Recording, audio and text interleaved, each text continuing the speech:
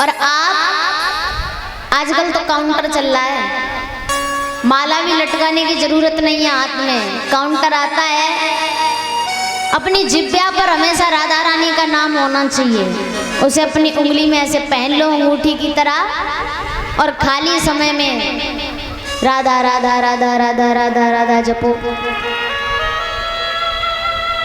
महाराज मेरे कैंपस में मैं CSJMU से मास्टर कर रही हूँ, तो म्यूजिक वाला जो डिपार्टमेंट है मैं लेके गई सबसे पहले काउंटर। तो ऐसे ही मैं जप रही थी तो मेरे सर कह रहे थे कि इस पे क्या जपते हैं। मैंने कुछ भी जप लो। कह रहे मेरा नाम सतीश है तो मैं सतीश सतीश सतीश जपता रहूँ। तो मैंने अच्छी बात है, इससे बढ़िया बात क्या होगी। उसको देख करके मतलब मेरे साथ 2 बच्चे और हैं जो कथा कहते हैं, बाकी सब कोई कुछ बजाता है, कोई कुछ गाता है, कोई सुंदरकांड करता है, सब इसी फील्ड से हैं वहाँ बच्चे। तो हम सब जितने भी हमारे क्लास के हैं, मतलब जितने भी मेरे मित्र हैं, सबने एक एक काउंटर खरीदा। और सुबह 8 बजे से हम लोग कहते थे कि 3 बजे तक कौन कितना नाम जप दे, और उसमें हमें क्लास भी लेनी है, उसमें अपना सर जो बताएं वो लिखना भी है, सीखना भी है, गाना भी है, बजाना भी है, सब। हम लोग 3-4 घंटे में 4-4 हजार नाम जप देते थे। सोचो काउंटर कितनी अच्छी चीज है, माला से नहीं जप पाओगे इतनी जल्दी, और काउंटर से 4-4 हजार नाम हम सीखते सीखते जप लेते थे। तो इससे बढ़िया तो बात कोई नहीं। प्रेमानंद महाराज जी कितनी अच्छी बात कहते हैं, वो भी यही कहते हैं कि जिब्या पर राधा राधा होना चाहिए। सुबह जब सो तो 10 मिनट पहले आंखों को बंद करो और महाराज आप राधा राधा नाम जप लीजिए। न मालूम सुबह आंख खुली न खुली, जिब्या उठी न उठी, क्या भरोसा है इस शरीर का। क्योंकि कहते हैं ना महाराज, चली जा रही है उम्र धीरे धीरे, चली जा रही है।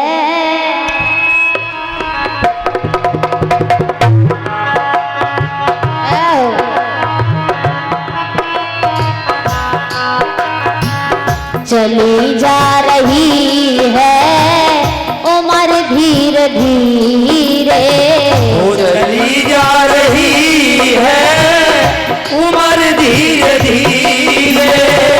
पल पल यो आँखों पहर धीरे धीरे, पल पल यो आँखों पहर धीरे धीरे। पल पल ये आँखों पहर धीरे धीरे, पल पल ये आँखों पहर धीरे धीरे। चली जा रही है उम्र धीरे धीरे, ओ चली जा रही है उम्र धीरे धीरे।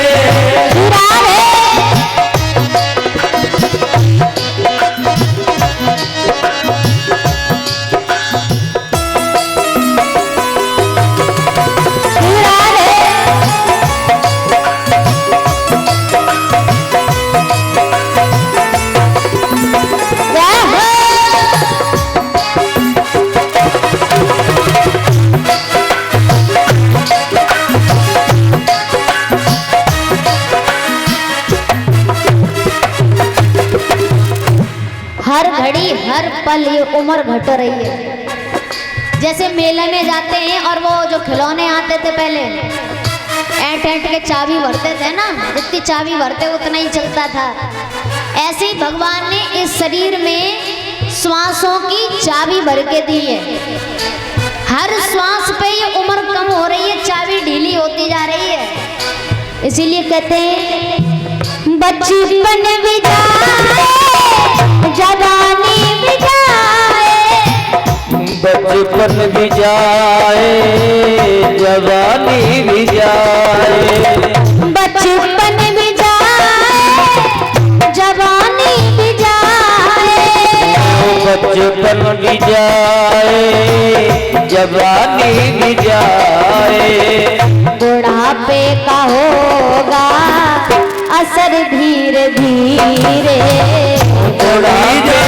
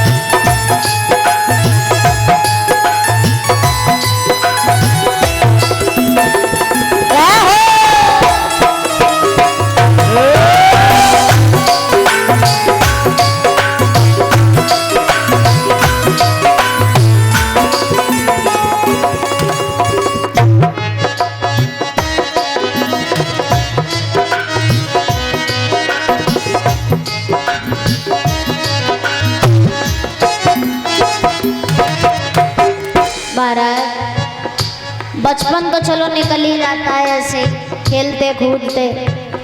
जब जवानी आती है तो हम लोग क्या करते हैं, कोई तो पैसा कमाने में व्यस्त होता है, कोई मौज मस्ती करने में व्यस्त होता है कि जवानी लौट लौट के थोड़ा ही आएगी। कोई कहता है कि पहले कमा लें, बुढ़ापे में आराम से मौज उड़ाएंगे। और जब कहते हैं ना कि भैया थोड़ा भगवान का भजन कर लो, तो भैया क्या कहते हैं, अरे बुढ़ापे में करेंगे, बुढ़ापे में क्या करना है महाराज, बुढ़ापे में एक गिलास पानी तो ले नहीं पाते अपने आप, भजन और करेंगे। और कहते तो ऐसे हैं जैसे भगवान के साथ बैठ के एग्रीमेंट करके आए कि नहीं तुम 100 साल ही जियोगे, कल का तो पता है नहीं, इतनी लंबी सोच लेंगे, बुढ़ापे में करेंगे। पता है तुम्हें बुढ़ापा आएगा कि नहीं? क्यों? भगवान जी ने एग्रीमेंट किया था तुम्हारे साथ बैठ के कि नहीं बेटा तुम 80 साल जियोगे, मैं तुम्हें सिग्नेचर करके दे रहा हूँ। हर दिन आखिरी हो सकता है महाराज, ये जीवन का कुछ पता नहीं है। तो कहते हैं तेरे हाथ पाँव में बल ना रहेगा, पाँवों में बल ना रहेगा, तेरे हाथ पाँव में बल ना रहेगा, तेरे हाथ पाँवों में बल ना रहेगा।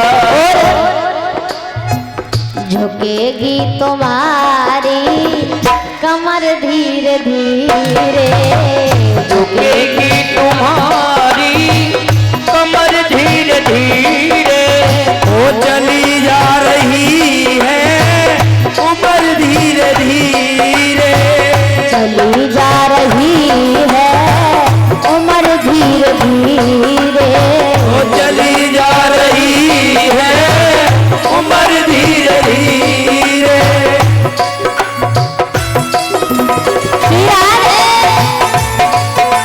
बोलिए कन्हैया लाल की।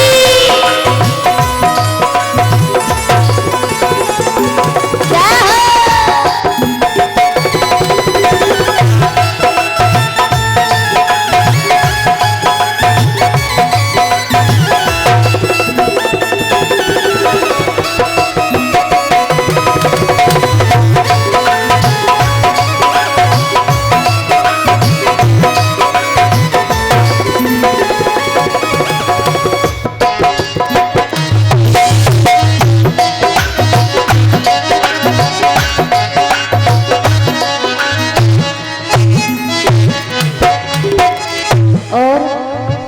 शिथिल अंग होंगे एक दिन तुम्हारे, शिथिल अंग होंगे एक दिन तुम्हारे। महाराज इन हाथ पैरों में ग्रीस खत्म हो जाएगा बिल्कुल, जैसे बाइक में ऑयल खत्म हो जाता है तो वो हिचकिचाने लगती है ना, ऐसे ही उम्र के साथ इन हाथ पैरों में जब ग्रीस खत्म हो जाता है तो ये अटकने लगते हैं। कोई कहेगा मेरे हाथ में बहुत दर्द है, कोई बुढ़ा कहेगा मेरी कमर से बैठा नहीं जाता। अब ये घुटने सतर नहीं होते हैं। शिथिल अंग होंगे एक दिन तुम्हारे, शिथिल अंग होंगे एक दिन तुम्हारे, फिर मंद होगी नजर धीरे धीरे, फिर मंद होगी नजर धीरे धीरे, चली जा रही है उम्र धीरे धीरे, चली जा रही है उम्र धीरे धीरे। पल पल ये आँखों पहर धीरे धीरे, पल पल ये आँखों पहर धीरे धीरे, चली जा रही है उम्र धीरे धीरे, चली जा रही है उम्र धीरे धीरे, उम्र धीरे धीरे।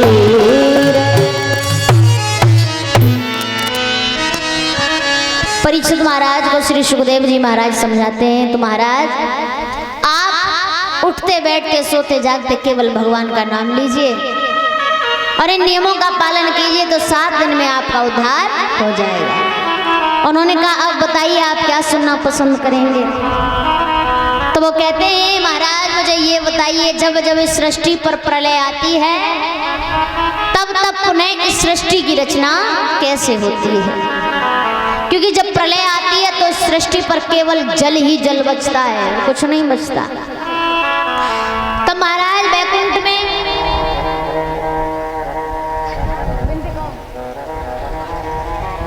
एक परब्रह्म नाम की ज्योति रहती है जिसे सत्य पुरुष सत्य साहब भी कहते हैं। वह ज्योति एक दिन विचार करती है कि अब तो सृष्टि की रचना करनी चाहिए। तब वह अपने शरीर से एक पुत्री जिसका नाम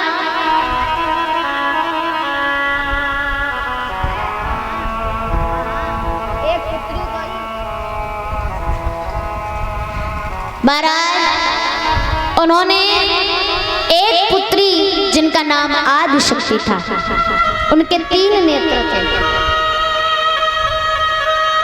महाराज, और उन्होंने 17 पुत्रों को जन्म दिया जिसमें से एक पुत्र का नाम था निरंजन।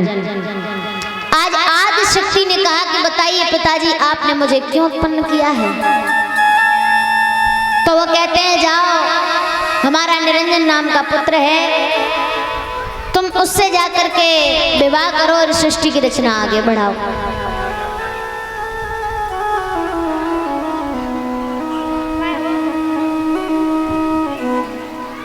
आज महाराज जैसे ही आदिशक्ति निरंजन के पास पहुंचती हैं, आज निरंजन आदिशक्ति को निगल जाते हैं। जब आदिशक्ति को निगल जाते हैं तो तब से निरंजन का नाम रख जाता है काल निरंजन। जब निरंजन को पकड़ के उल्टा लटकाया जाता है तो आदिशक्ति उनके मुख में से बाहर निकलती है तो आदिशक्ति और सुंदर हो जाती है महाराज। आज वो और ज्यादा सुंदर हो जाती हैं तो आदिशक्ति कहती हैं बताइए पिताजी आपने मुझे क्यों उत्पन्न किया? उन्होंने कहा आप मुझसे विवाह करो, सृष्टि की रचना आगे बढ़ाओ। तो वो कहती हैं आप मेरे पिता हैं, मैं आपकी बेटी, मैं आपसे विवाह नहीं कर सकती। इतने में निरंजन ने आदिशक्ति की कलाई को पकड़ करके दूर झटक दिया तो आदिशक्ति जल में जब जाकर के गिरती हैं तो महाराज कमल की जो डंडी होती है उसको वो पकड़ लेती हैं। उसको पकड़ते पकड़ते नाड़ी को जैसे ही वो पत्ते पर आकर के बैठती हैं तो उनकी कलाई में 3 फपोले पड़ जाते हैं। जैसे ही वो एक फपोला फोड़ती हैं तो उसमें से विष्णु भगवान की उत्पत्ति होती है। तो वो कहती हैं कि बताओ माँ आपने मुझे क्यों उत्पन्न किया? तो विष्णु भगवान कहते हैं कि माँ आपने मुझे क्यों उत्पन्न किया? तो आदिशक्ति कहती हैं बेटा तुम हमसे विवाह करो और इस सृष्टि की रचना आगे बढ़ाओ। तो वो कहते हैं माँ आप मेरी माँ हैं, मैं आपका पुत्र हूँ, मैं आपसे विवाह नहीं कर सकता। इतने में आदिशक्ति अपनी नेत्र दृष्टि से विष्णु भगवान को भस्म कर देती है। वो वहीं राख का ढेर बन जाता है। अब जैसे ही वो दूसरा फपोला हथेली में जैसे ही दूसरा फपोला फोड़ती हैं वैसे ही ब्रह्मा जी की उत्पत्ति होती है।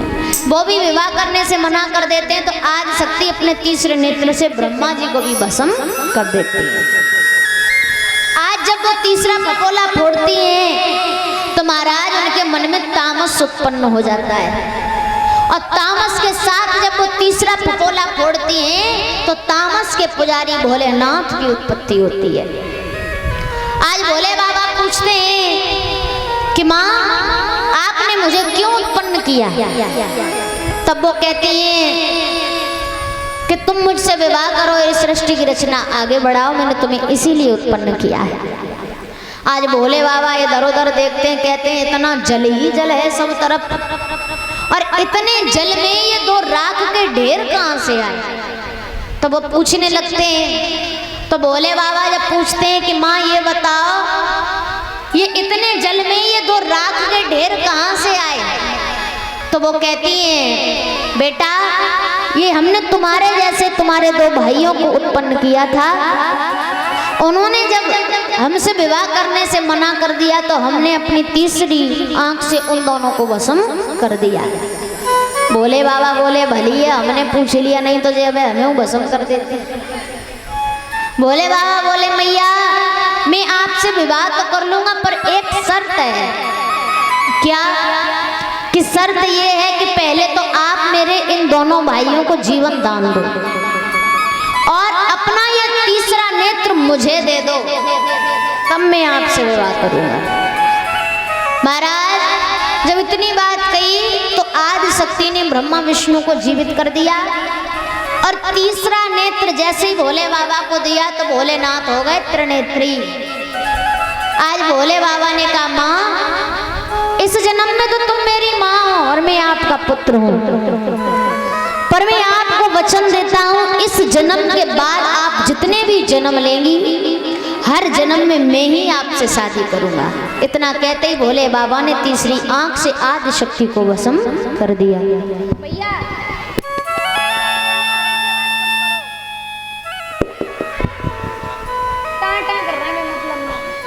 हेलो श्री राधे। महाराज आज सत्यपुरुष सत्य शहाब नाम की जो ज्योति है उसने विष्णु भगवान के अंदर वास किया, जो वैकुंठ में रहते हैं, जिन्हें हम नारायण भी कहते हैं। उसके बाद ब्रह्मा जी को सृष्टि का पालनहार बनाया गया। आज ब्रह्मा जी को पूरी सृष्टि का रचनाकार बनाया गया तो ब्रह्मा जी ने सबसे पहले अपने 5 पुत्रों को उत्पन्न किया, जिन्हें सौनकादिक ऋषि भी कहते हैं। 5 पुत्रों को जब उत्पन्न किया और उनसे कहा कि सृष्टि की रचना करो तो उन्होंने कह दिया हम भगवान का भजन करेंगे, हम सृष्टि की रचना नहीं करेंगे। तो ब्रह्मा जी ने कह दिया जाओ तुम 5 वर्ष के ही रह जाओ। उसके बाद ब्रह्मा जी ने अपने शरीर से 10 पुत्रों को उत्पन्न किया। मारीच, अत्रि, अंग्रा, पुलस्त्य, प्लहु, क्रतु, भृगु, गुरु, वशिष्ठ, प्रजापति, दक्ष और संत नारद मुनि। इन 10 पुत्रों को उत्पन्न किया। उनसे कहा कि सृष्टि की रचना आगे बढ़ाओ। तो महाराज बताओ बिना नारी शक्ति के सृष्टि की रचना कैसे आगे बढ़ेगी? एक दिन ब्रह्मा जी इतनी कठोर तपस्या में लीन हो जाते हैं कि ब्रह्मा जी के शरीर के 2 टुकड़े हो जाते हैं, बीच में से फट जाते हैं ब्रह्मा जी। तो एक से स्त्री पैदा होती है और एक से पुरुष। स्त्री का नाम शत्रुपा और पुरुष का नाम स्वाम्भे मनु। तब मनु और शत्रुपा का विवाह कराया जाता है, उन्हें पृथ्वी लोक यानी मृत्यु लोक सौंपा जाता है। और मनु और शत्रुपा के 2 पुत्र और 3 पुत्रियां होते हैं। 2 पुत्र जिनका नाम है प्रियव्रत और उत्तानपाद। 3 पुत्रियां हैं आकुति, देवहूति और प्रसूति। आकुति नाम की कन्या का विवाह कर्दम ऋषि के साथ होता है। देवहूति नाम की कन्या का विवाह रुचि के साथ होता है। और जो प्रसूति नाम की कन्या थी उसका विवाह ब्रह्मा जी की 9वीं संतान प्रजापति दक्ष के साथ होता है, जो पूरी देव सभा का प्रजापति यानी मंत्री है।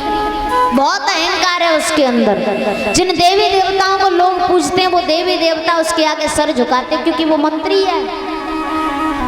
आज महाराज प्रसूति और प्रजापति दक्ष की 16 कन्याएं उत्पन्न होती हैं। 16 कन्याओं में से वह 13 कन्याएं धर्म को दे देता है, बचती हैं 3। उसमें से एक का नाम होता है स्वाहा, जिनका विवाह अग्निदेव के साथ होता है। आप जब सुबह यज्ञ करते हैं तो अग्नि में जब सामग्री छोड़ते हैं तो क्या कहते हैं? स्वाहा। तो अग्निदेव की पत्नी का नाम है स्वाहा। जब तक आप स्वाहा नहीं बोलेंगे तब तक आहुति मान्य नहीं होती है, सब भूत पिशाचों के लिए जाती है। उसके बाद यज्ञ में दक्षिणा क्यों रखी जाती है? क्योंकि महाराज जो यज्ञ पुरुष भगवान है उनकी पत्नी का नाम है दक्षिणा, इसीलिए यज्ञ में दक्षिणा रखी जाती है। दूसरी बात, कथा के ऋषि बंधुओं, अब बची उनकी 2 पुत्रियां, जिनमें से एक का नाम है स्वधा, जो सांगनिक और निरांगनिक नाम के 2 पितर होते हैं, उनके साथ ब्याही जाती हैं।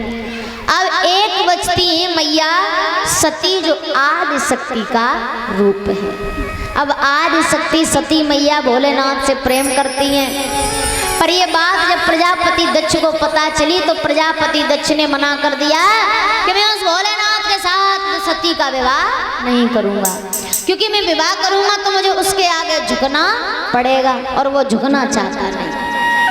पर फिर भी मैया सती के आगे प्रजापति दक्ष की नहीं चली, तो अपने माँ बाप को छोड़कर उन्होंने भोले बाबा के साथ विवाह किया।